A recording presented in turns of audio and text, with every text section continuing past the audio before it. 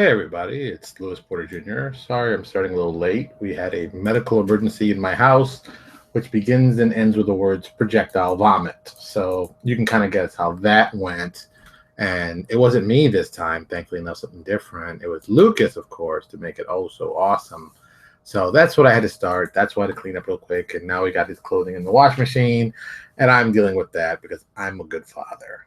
That's what they say. And of course, there's nothing better than cleaning up your child being sick at 9 o'clock at night and washing sheets. Yeah. But that's what you do when you're a father. So there you go. Hey, if you don't know, welcome to watching Transparency Agenda Daily. Today is Monday, the 30th of January. This month is done. This month is gone by like this, son. And now we're on to February. A lot of interesting stuff going on in February, I think. So with a title like this, I know you're all excited, like, ooh, what does Lewis have planned? Well, let me tell you. I have planned some awesome stuff. But the first thing I planned, we're going to talk about, let's talk about, you know what, the thing that makes me excited and also makes me jealous, but I'm okay with that. Let's take a look at Midgard. I know you're like, what? Yeah, check out Midgard. Midgard has been doing pretty well. I haven't checked it today. I've been kind of busy. It's been $93,000, a little almost 93 and a half. So let's show the cool things they put out. It's good to know that people are still supporting it. There's a lot of rewards still at 100,000. There's like 4 different rewards at 100,000. So I think once they get to 95, boom, they'll be like releasing some cool stuff. But that's like $1,500 or $1,600 away. So you people need to go out, support it, get it out there. Boom. Also, since it came out really this weekend, I didn't get a chance to talk about it because it was never a big thing. Starfinder, yeah, Starfinder's out. Of course, I'm making products for it. Don't be surprised. It's going to be some cool stuff. I think a lot of people are going to be very happy with it. And, I think Starfinder is going to be a big hit for them. Sci-fi has always been one of the things people want to play. And for me, I see sci-fi as the jumping point off to do modern. So, once you can pare down the rules and make modern games out of sci-fi. So that might be giving me some kind of modern game, kind of spy game, easy. So we'll see what goes on from there. But I have some cool ideas. Also, if you're looking to do some stuff with Paizo Starfinder, you're gonna need some ships. So of course, Lewis Porter Jr., we've made several ships with our stock Armada line. You can pick them up. You can, just like our image portfolio, same thing, same setup. If you did that, you like that, copy the link, figure it out, boom. It's real simple. It's not rocket science. And finally, we released yesterday, we released an all-new layout portfolio. So if you need some cool artwork, if you need some cool layout, boom. It's readily available. It's right there. Check it out. You'll enjoy it. You'll love it. It'll be fun. All right. Since time is short and I've been talking for 3 minutes, let me get to the good stuff because that's all I really came for. Let's just call it like it is. First off, how am I going to win at Starfinder? Well, I've already won. See, here's the thing. Roughly about a decade ago, I put together a lot of products for D20 Future. I mean, a lot of products. I was probably one of the largest guys doing products for that. There were some people doing it, but I'm on that end of, yeah, I'm pretty on the extreme.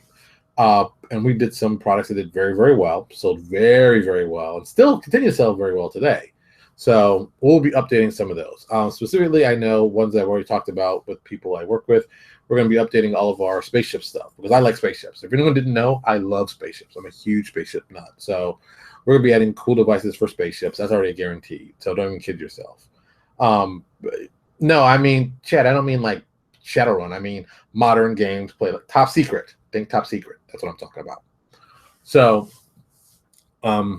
like I said, starships, lots of starship stuff. And I love starship stuff. So I'm taking stuff that we've already done. I'm going to update some of that stuff and put some new stuff. Technology's changed in the 10 years from when I did this stuff. There's also some people that I think would be awesome. Some awesome ideas for science fiction I think work very well. I don't know if we're going to be updating our battle suits thing. We're going to see more of the, when we see the official rules for Starfinder, we're going to see what they've done with Big Mecha and see how that falls in. But yeah, we've got a lot of cool days for that. Also, we're going to be doing 2 new races that I already know. I know when I first started Starfinder, I'm like, here's 2 races I want to do. There's 2 of them I want to do. I've always wanted to do them. I think they're cool races. I think they'll work very well. They're both, with a background in comics, of course. But one of them made more sense than the other, but the other one's just a total, because I love, oh my God, I love this character. So I'll tell you. Yeah, I'll tell you. You got 6 months. You can talk about it, see if you like it. Someone might steal my idea. I don't care. They're not going to do it as well as us. So, and the art's not going to look half as good. Let's just call it like it is. So, first and foremost, I want to do androids, but in the future, because I think, you know, androids would evolve over 1,000 years. They wouldn't be the same old thing you'd see. So, I think you're going to be doing some more cooler stuff. So, we're going to be doing a race. Basically, think of them as, you know, humanoids that have nanites infused in their blood. And I'm stealing a couple ideas. I'm mashing up a couple ideas together, but the basic inspiration, if I can, let me see if I can find it really quick. I probably can't. The basic inspiration for this came from an old comic book done by Valiant, and Valiant did a really interesting run of comic books, and they weren't all great, but some of them were interesting. And this is one of the ones that was. They did a line called, well, eventually it was called Psylords. Right to the Star Watchers, and it was actually a pretty cool concept. They took one of their big concepts they did, hardcore, which is basically these guys who had powers and they'd use them to that. That's the quick. I'm giving you the incredibly shortened version.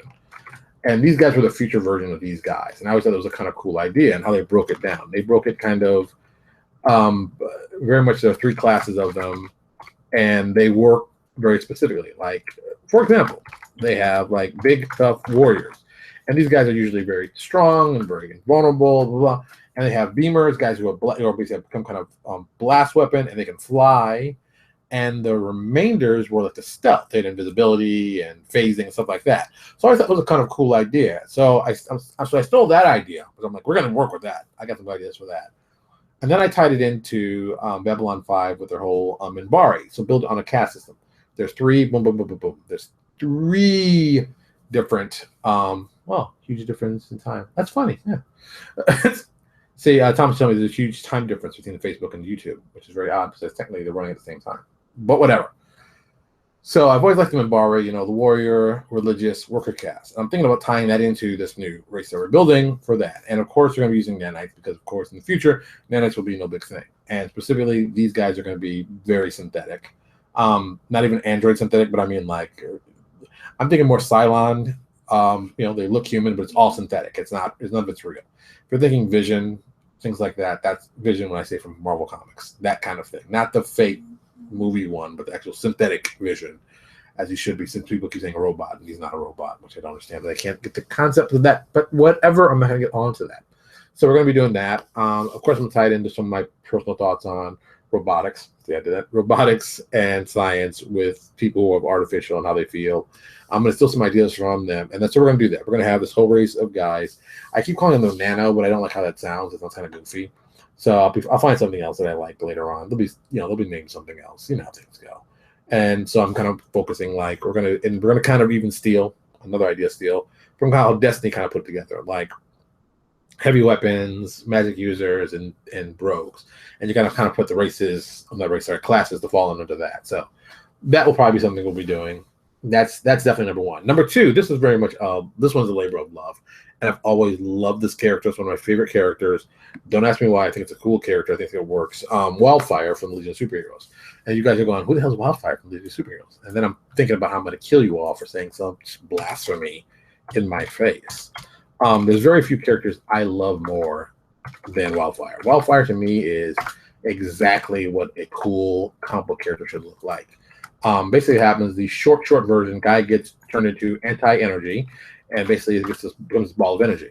They make this big robotic suit that he basically inhabits, and it does stuff, and he has powers. Initially, it was called Erg-1, which is the worst name ever. But then it eventually became Wildfire after he blew up his suit. So, boom, I'm telling you, Wildfire, awesome character. Visually, a lot of cool ideas. And it also ties in a couple things that I would like to do. Just because I want to do an energy-based life form. Because all life is living, but doesn't have to be, flesh and blood. It can be energy. So this is why we come with that. So we're going to do 2 versions of that, at least in my head. In my head, we're going to have a pure energy version. Just, this thing is energy, 100% energy. It's this kind of energy. And then we have the robotic suit version. Now, this thing animates this suit, that robotic suit that this thing lives in. What's the difference? Well, there's lots of differences. Things that are made with energy touch things that are not made of energy could have lots of damaging effects on them, that kind of stuff. So there's lots of different ways to play on stuff.